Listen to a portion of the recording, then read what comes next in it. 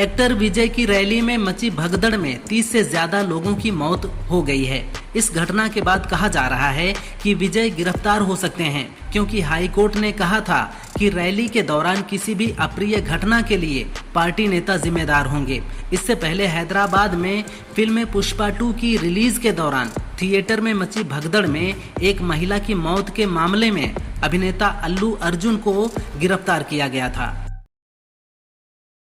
अमेरिकी अंतरिक्ष agency NASA उल्कापिंड 2024 YR4 से निपटने के लिए इस पर परमाणु हमला करने का विचार कर रही है। वैज्ञानिकों का मानना है कि ये 60 मीटर चौड़ा उल्कापिंड 2032 में चंद्रमा से टकरा सकता है, जिसकी वजह से अंतरिक्ष में मलबा फैल जाएगा और धरती की परिक्रमा कर रहे सैटेलाइट्स और स्पेस एस्ट्रोनॉट्स के लिए बड़ा खतरा पैदा कर देगा। उल्कापिंड को हटाने के लिए 1 मेगाटन के परमाणु बम से हमला करना होगा। श्रावस्ती में एक कार्यक्रम में पहुंचे सीएम योगी आदित्यनाथ ने बड़ा बयान दिया है। उन्होंने कहा कि कुछ लोग हैं जिनको शांति अच्छी नहीं लगती। जब भी कोई हिंदू पर्व आता है, इनको गर्मी लगने लगती है और इनकी गर्मी शांत करने के लिए हमें डेंटिंग पेंटिंग करनी पड़ती है। सबको अपनी आस्था से शांति से त्योहार मनाने का हक है, लेकिन आस्था की आड़ में तोड़फोड़ करोगे तो ये सही नहीं है। गाजीपुर पुलिस ने मुख्तार अंसारी के गैंग से जुड़े रेयाज अहमद अंसारी के खिलाफ बड़ी कार्रवाई की है। पुलिस ने रेयाज की लगभग 24 करोड़ रुपए की बेनामी संपत्ति को कुर्क कर जब्त कर लिया है। आरोपी रेयाज अहमद अंसारी पर अब तक 11 आपराधिक मुकदमे दर्ज हैं, जिनमें गैंगस्टर एक्ट, धोखाधड़ी, मारपीट, धमकी और SC/ST एक्ट के गंभीर मामले शामिल हैं। गाजीपुर एसपी के निर्देशन और डीएम के आदेश पर ये कार्रवाई की गई है।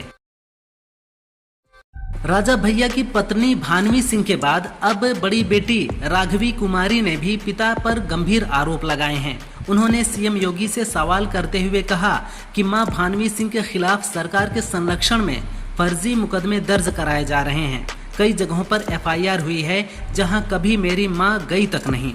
हम लोगों के हाथ पैर मत काटिए, एक ही बार में मुझे, मेरी मां और बहन को मरवा दीजिए। भारत की शीतल देवी ने विश्व तीरंदाजी पैरा चैंपियनशिप में गोल्ड मेडल जीता है। दक्षिण कोरिया के ग्वांगजू में हो रही इस प्रतियोगिता में शीतल ने महिला कंपाउंड ओपन फाइनल में तुर्की से आने वाली दुनिया की नंबर 1 पैरा तीरंदाज ओजनूर क्यूर गिरडी को 146-143 से हराया है। गिरडी 3 बार की विश्व चैंपियन और 2024 पेरिस पैरालंपिक की गोल्ड मेडलिस्ट हैं। इस चैंपियनशिप में ये शीतल का तीसरा मेडल है। गुरपतवंत सिंह पन्नू की हत्या की साजिश के आरोप में जेल में बंद भारतीय नागरिक निखिल गुप्ता पर नए आरोप लगे हैं। इनमें मनी लॉन्ड्रिंग, क्रेडिट कार्ड धोखाधड़ी, ड्रग्स और हथियारों की तस्करी के आरोप शामिल हैं। अमेरिकी सरकार के वकील ने कोर्ट में दावा किया कि किराए के हत्यारे के जरिए हत्या की साजिश केवल न्यूयॉर्क तक सीमित नहीं थी, बल्कि नेपाल या पाकिस्तान में भी एक और व्यक्ति की हत्या की योजना बनाई गई थी। पंजाब पुलिस ने बब्बर खालसा इंटरनेशनल यानी BKI मॉड्यूल के खतरनाक आतंकी परमिंदर सिंह उर्फ पिंडी को गिरफ्तार किया है। उसे अबू धाबी से सफलतापूर्वक प्रत्यर्पित कर भारत लाया गया है। पिंडी कुख्यात आतंकी हरविंदर सिंह रिंदा और हैप्पी पासिया का करीबी सहयोगी है। वो बटाला गुरदासपुर क्षेत्र में पेट्रोल बम हमलों और कई खौफनाक घटनाओं को अंजाम दे चुका है। शिवसेना प्रमुख उद्धव ठाकरे ने पर्यावरणविद सोनम वांगचुक को हिरासत में लिए जाने को लेकर केंद्र सरकार की आलोचना की है। उन्होंने कहा कि जो हमारी सेना के लिए काम करता है उसे देश विरोधी करार दिया गया और NSA के तहत हिरासत में लिया गया है। आप पाकिस्तान के साथ क्रिकेट खेल रहे हैं जो भारत में आतंक फैलाता है। ये किस तरह की देशभक्ति है? कॉल करके दोस्तों को परेशान करने के तो मामले बहुत हैं, लेकिन ये मामला कुछ अलग है। 70 वर्षीय दक्षिण कोरिया का एक शख्स अपनी बोरियत दूर करने के लिए 2 साल में करीब 60,000 बार पुलिस को कॉल कर चुका है।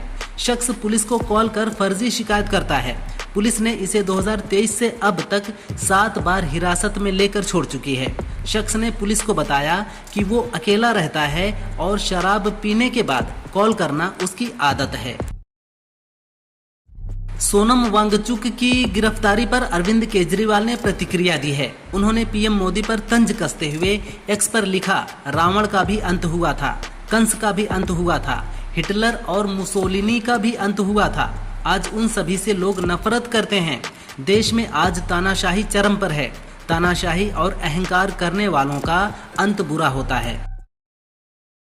दिवाली और छठ पर ट्रेन से घर जाने का प्लान कर रहे हैं तो जल्दी से ये काम कर लें। 1 अक्टूबर 2025 से IRCTC पर ट्रेन टिकट बुकिंग का नियम बदल रहा है।